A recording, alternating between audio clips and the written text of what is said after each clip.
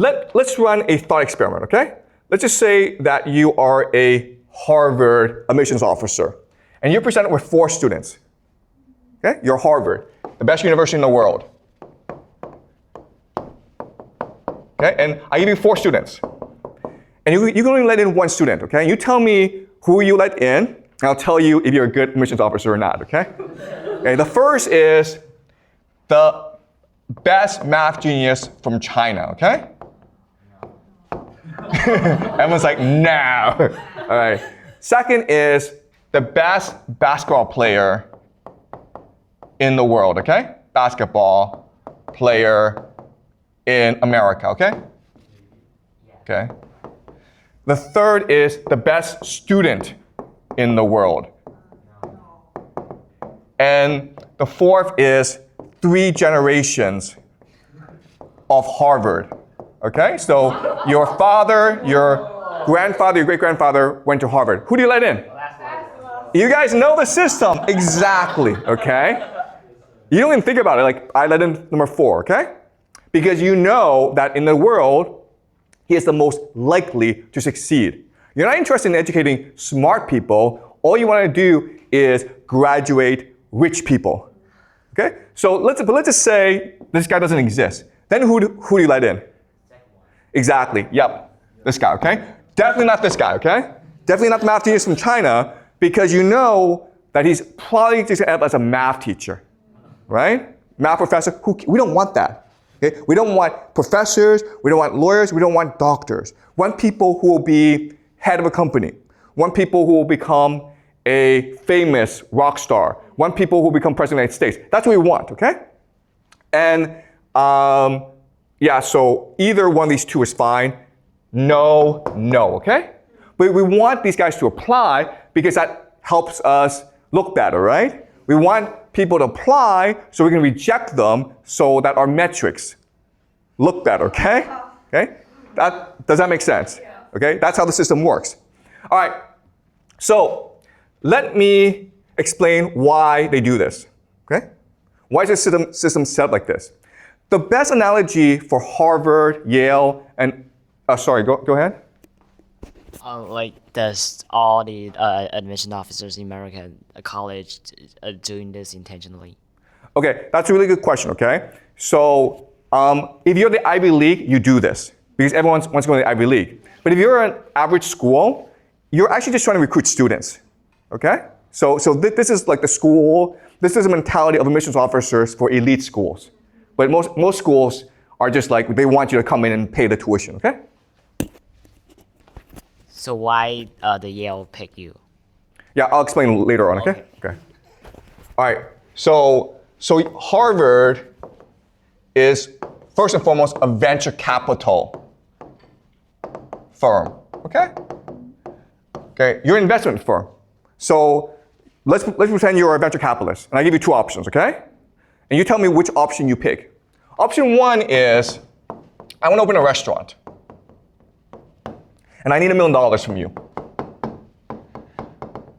Okay? But guess what, guys? My uncle works for the government. So I can guarantee that he and his friends will come to my restaurant every single day. And so there's no risk. There's absolutely no risk involved. I guarantee we'll make at least $500,000 a year. No risk, easy money, okay? Number 2 is, I want to start a website that's AI and Bitcoin and all this, okay? Problem is, I don't even know how to write code. I have no experience doing a website, and my idea isn't really fleshed out. But if it works, we can make $1 billion, guys, okay? So, option 1 is low risk, really good plan, solid returns, $500,000 a year, okay? Option 2 is concept, vague idea. I have absolutely no experience doing any of this, but we could possibly make $1 billion, okay? Which option do you take? Okay, you always take this, guys, okay? Right? Because like, you don't need $500,000. That's boring. You want $1 billion. And that's the mentality of Harvard, you understand? They want to take a risk on you. They don't want students who are solid and who become a professor. That's boring, okay? They want crazy people who will change the world because that makes Harvard look good. Okay, another way of saying this is they rather have a class where 10 people succeed and 999 fail rather than 1,000 people succeed slightly. Does that make sense? Okay? Why? Because we only remember the 10 people who succeed. We forget everyone else. Okay? That's the Harvard mentality. And that's why they're the most famous university in the world, because they're looking to create as much brand name recognition for themselves as possible. Okay? All right? Does that make sense? All right. Now, how do we know if they succeed or not, if you're Harvard? Well, remember the concept we learned last class, which is dissociative personality disorder.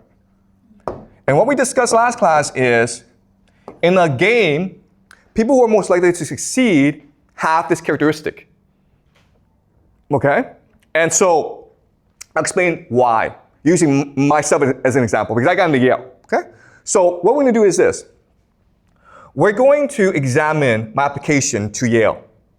And then we're going to look at how the admissions officers would perceive my application and how they would judge my potential. Okay? So, 3 things. The first is what my application actually says. Second is they will examine my background. And the third is they will then judge my potential. Okay? All right, so my application. All right, so I went to a public high school. It was good, but it's not a private high school. You get a better education on a private high school. Plus, it's in Canada, okay, which is like, everyone's kind of stupid in Canada, okay?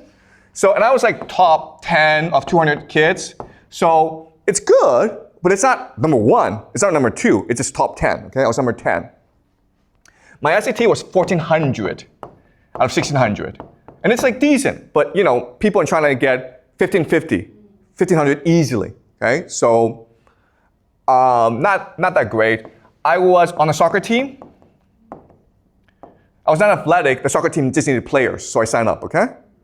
I was also editor of the school newspaper. Okay? And I was captain of a quiz team called Reach for the Top. Okay? So that's a Canadian thing. But I was captain of it, I organized it, okay? So these 3 activities, they're fine, but it doesn't really demonstrate leadership potential, right? You're not like head of student government, or you're not head of Model United Nations, all right? On my essay, I wrote about Richard Feynman, who is a physicist. It was a really boring essay. It was, I mean, like anyone could have written it. I mean, like ChatGPT could have written it, okay? It was just a bad essay. My teachers, I mean, they liked me, but they really didn't like me, because I seemed aggressive to them. You know, I wanted grades too much. So the word they use is ambitious. They thought I was ambitious. Ambitious is a dirty word in Canada. It means you don't play by the rules. It means you're too aggressive. It means you're too pushy, okay? All right, so this is my application to Yale. As you can see, it is a decent, but not a stellar application. So how did I get in? Well, because there was some information that they could also derive from application that made them interested in me, okay? The first is that I was poor. So I couldn't even afford the application fee. I had to apply for a waiver for my application, for my application, okay? So I was poor because I was an immigrant. So I was born in China in 1976, and my family went over when I was in 1983 when I was like 6, okay? So I was a poor immigrant in Canada. I transferred high school. So I was in a poor high school, then I went to a rich high school, okay? So basically I switched neighborhoods. My family lived in a poor neighborhood, and then I applied to go to a rich high school in a different neighborhood. So I had to take the subway there every day, and I spent like half an hour on the subway. And guess what, guys? Canadians don't like that. Okay? Canadians want you to stay where you are, and that's it. So when I told my high school principal that I was going to transfer high schools, he got very upset. And he said that I'm going to write a discipline letter, okay? A discipline letter, and it's a very serious thing. And I'm going to put it in your folder so that when you apply to university, they will know that you were suspended from the school. And that's basically like a really bad thing, okay? I got this discipline letter, and when I went to the rich high school, I had no friends. Why? Because they didn't like me. Because they don't like it when someone new comes in. Okay, I didn't know their culture. I'm sort of like ambitious, and I was grade grubbing. But the thing is, I was desperate because my family was very poor, and I wanted a better life. Okay. So again, they know all this. Okay, they know I'm an average student, and they know that I'm pushy and ambitious, and that's why Yale let me in. Because it's clear from this information that I had dissociative personality disorder. Okay? What does that mean? It means, first of all, I'm desperate. Okay? Desperate means like, if I don't get into Yale, I'll probably kill myself. I mean, if I didn't get into Yale, I would drown. I couldn't breathe. It was a life or death issue for me. They can see the desperation. They want that, okay? Second thing is, I was insecure, okay? If you're an insecure person, it means you're not happy with who you are. It means there's a void in your heart. And therefore, the way to fill the insecurity is through achievement, okay? So, if I made $1 million, I wouldn't be happy. I would need to go make $2 million. If I made $10 million, I would see people around me who had $100 million, and I would be like, I need to go make $1 billion, okay? So an insecure person sees the world as a competition. And you're always achieving, okay? And that's how you succeed, okay? And the third thing is, I was not a moral person, okay? I was ready to break the rules in order to succeed, transgressive, okay? So I was not supposed to leave my poor high school and go to a rich high school. That's breaking the rules in Canada. It's not illegal, but you're not supposed to do that. And I didn't care. The principal said I couldn't do that. I said to him, screw off. I'm still gonna do it. I went to the rich high school. Everyone said to me, you're not welcome. I said, I don't care. I'm gonna get my good grades, and I'm gonna get into the Ivy League. I don't need you guys, okay? So they saw the desperation, they saw the insecurity, they saw the hunger and the immorality. And this is all part of dissociative personality disorder. And that's why they let me in. Because it's possible I go crazy, okay? It's possible I become depressed, but it's also possible I change the world. Okay? Does that make sense? That's how they think. Because they're a venture capital firm. They're looking for the riskiest investment with the best possible return. They're looking for people who can become president of the United States, who can change the world, who can make a name for themselves. Because if they do that, that makes Yale look good. So you remember the name, okay? It's all about brand name recognition. Okay? Does that make sense? All right. Okay. So you're like, okay, well, this is fine, and what's wrong with the system, okay? Why would this be a bad thing? It works. Why would this be a bad thing? Well, the problem with this is because Yale, Harvard, and Princeton is so powerful, not only are they looking for people with trauma, okay? I was traumatized as a child, but they're also traumatizing the world. Okay, if that makes sense. All right? So the meritocracy exists to find people with trauma, and because it exists, it's traumatizing the world. Okay, so let me explain how and why. Any questions so far? Is this all clear? Yeah? So let's say if like the Harvard and Princeton, these college students, then why they're still like so famous? Because the system is just unreasonable for and unequal for the students who have great who have a good grades. Okay. All right. That's a really good question. Okay. So why are Harvard students, Yale students, Princeton students so famous? Okay. The reason why is when you do investment, you don't do all risky investments. Okay. You always have diversity in your portfolio. So the majority of students are still students who will be successful no matter what. Why? Because their families are rich. Okay. So if you go back to the example, right? Those four, you let in the child who comes from 3 generations of Harvard graduates. Okay? And that's the majority of people who get into Harvard. And then you let in the athlete, okay? So the athlete, the legacy, these are the people who are the majority. Those are the safe investments. And then you have like 1% of positions for people like me, who like you don't really know, but there's potential there, so let's take a risk. Okay? And quite honestly, it's a crapshoot because it's all very discretionary. So it's all intuition, okay? They don't have a formula for this. They just think, this guy is interesting, let's just let him in, okay? And it's possible, on an essay, you just wrote something really interesting, and they laughed. And it's like, okay, let's take a chance on this guy. They have that 1% of positions available for risk, okay? Does that make sense? Okay, so I'm not the average Yale student. I'm a marginalized Yale student, okay? So this system, the meritocracy, the way it's set up, it creates trauma. Okay, so let me explain why. So let's look at university, Yale. Then we'll look at high school. Okay, then we'll look at parenting. Okay, so you think, oh, you get into Yale, you can just coast, you're happy, life is simple. Okay, the fact of the matter is that when you get into Yale, Yale is actually the Hunger Games.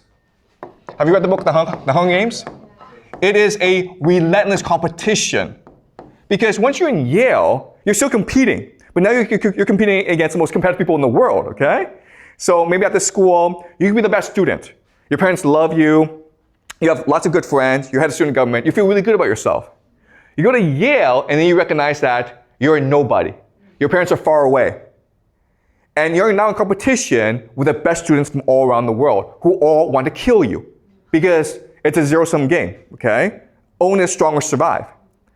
And so everywhere you go, it's a competition. In the classroom, it's a seminar style, so you're with 20 other students, and the professor's asking you questions, and you're all competing to impress the professor, okay? Outside the classroom, you're competing to get into clubs and something called secret societies, okay? But you're also competing for graduate school, for law school, for medical school, for scholarships like the Rhodes Scholarship, okay? So Yale, it sounds nice, but once you get in there, from the first day, it's an endless pursuit of achievement. It's just competition after competition after competition. Wherever you go, you're being judged by someone, okay? You're being judged by the professor or your classmates, and everyone's looking to like basically kill each other because it's a winner-take-all system, okay? So this is very traumatic, and it makes you so insecure that you go through life thinking like life is just like that. Everyone's an enemy. I have to achieve and achieve in order to feel good about myself. I cannot stop working hard, otherwise I will be killed by other people, okay? So people who graduate from Yale have a deep sense of insecurity, even those who come from the wealthiest families. Okay, they're always looking to achieve. And that's what Yale wants. That's what Harvard wants, because these are the people who will be most successful in life, okay? They're not happy with $1 million, they want $1 billion. Once they have $1 billion, they want $10 billion, okay? It never stops. Okay, so to get into Yale, you have to go through high school.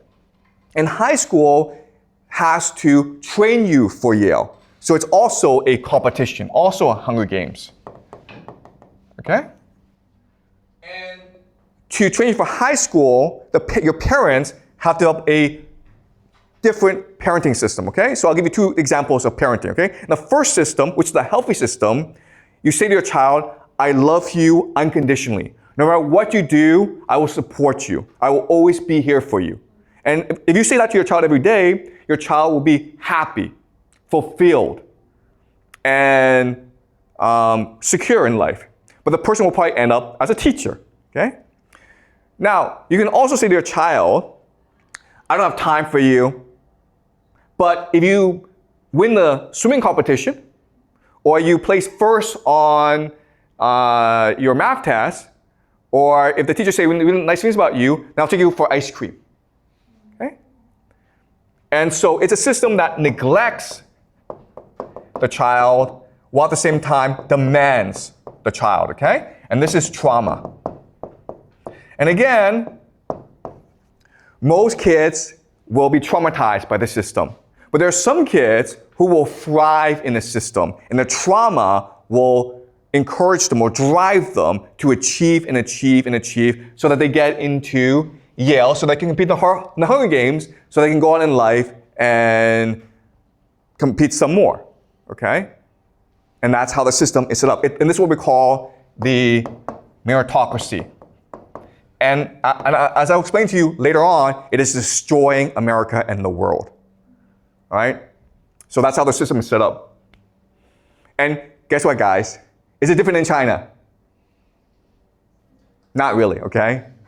All right? So the concept of the meritocracy has conquered the world. It started in America. It actually started at Harvard, but now it's conquered the entire world. And that's why the world is so messed up.